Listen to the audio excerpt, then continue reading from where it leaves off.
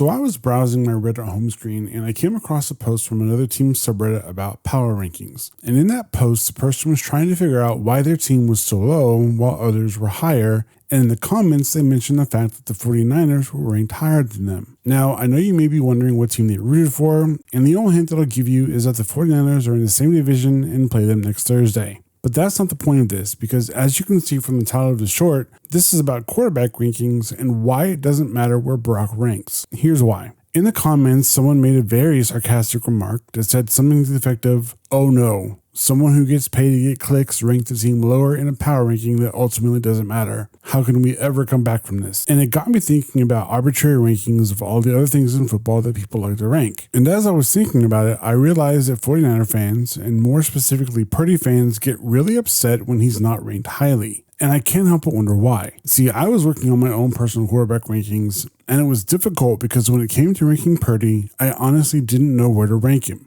Part of that was the thought of, other people don't rank him in the top 10, so is this list going to have a credibility issue in the eyes of the people who watch this? And then week 1 happened, and he got hurt, so that list is currently on hiatus. But the more I thought about it, and then I read that comment of it not really mattering where your team is ranked, I realized that it didn't matter if my list had any credibility because it feels like all power rankings are just based on personal taste. For example, the list that they were referring to had the 49ers above the Lions. Now, the 49ers are 3-0, while the Lions are 2-1. The 49ers have the better record, but objectively speaking, the Lions, at this stage of the season, are the better team. So that brings me back to the question about where Brock ranks among quarterbacks. Ultimately, does it matter where other people rank him as long as you know in your heart and mind where you would rank him? Shouldn't that be all that matters?